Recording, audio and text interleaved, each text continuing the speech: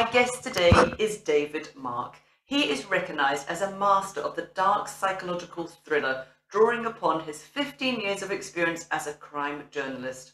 After a decade as a full-time novelist and Sunday Times bestseller, David penned the critically acclaimed memoir, Peace of Mind, detailing his lifelong battle with depression, mania, OCD, addiction, and hallucinations.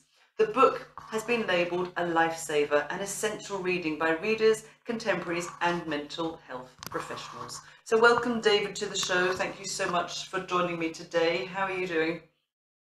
I think I'm well. I'm warm, and I realise I'm wearing a white linen shirt. So there's a very good chance that you'll get more than you bargained for over the course of the next few minutes as I start to horribly perspire. But nevertheless, I think I'm all right. How are you? I'm good, thank you. I'm delighted to be speaking to you. So, because the show is called Unbroken, the first question I ask all of my guests is, what does the word unbroken mean to you? It's such a good question, and I thought horribly literally when I first considered it. I thought it didn't fit me. I thought I'm not unbroken. I am broken.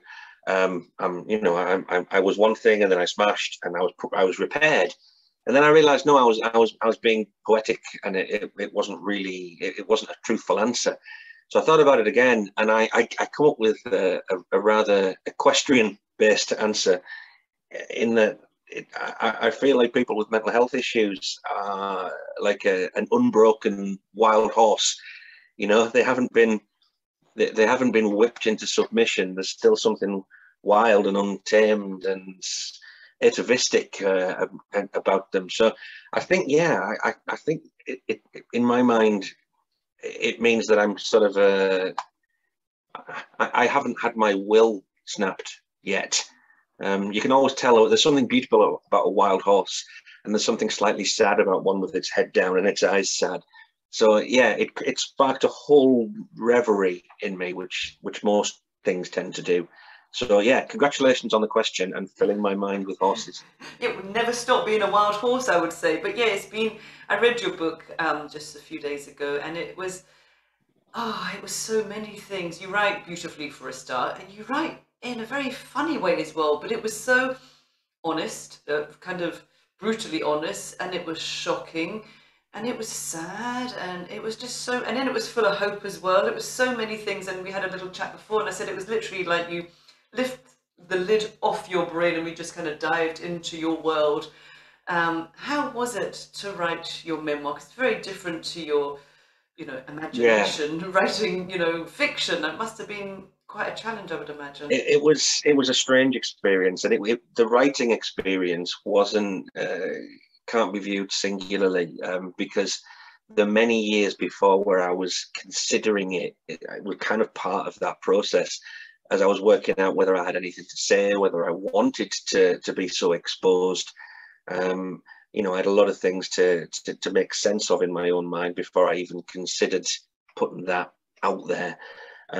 So when I made that conscious decision, I'm going to try and write this.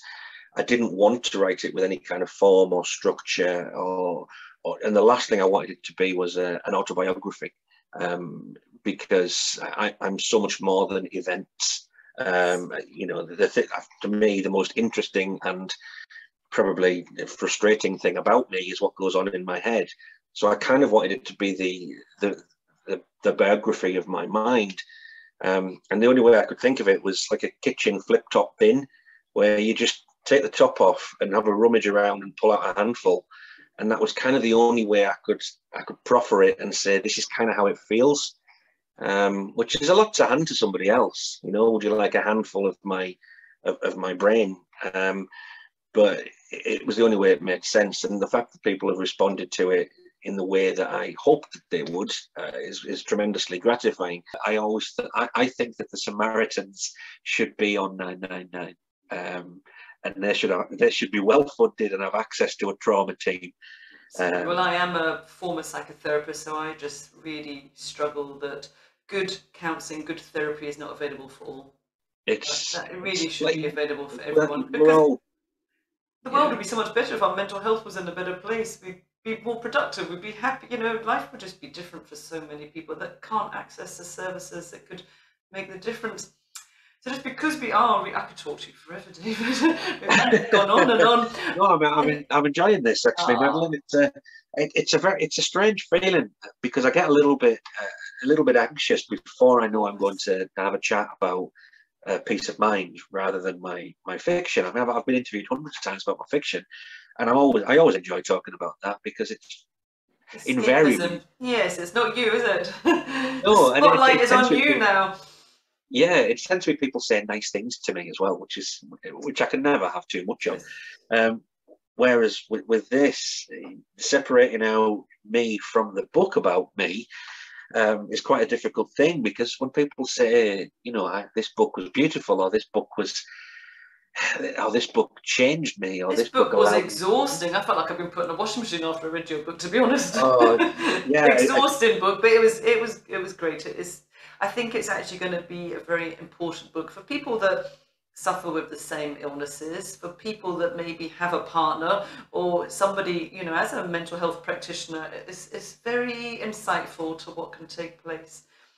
Just thank you. because we are now at the end, I just wondered if you had some last minute advice for anyone that's maybe recognizing some of the manias or the OCDness, or someone that's supporting someone Uh, that's going through something, you know, similar. What would you say to someone listening right now?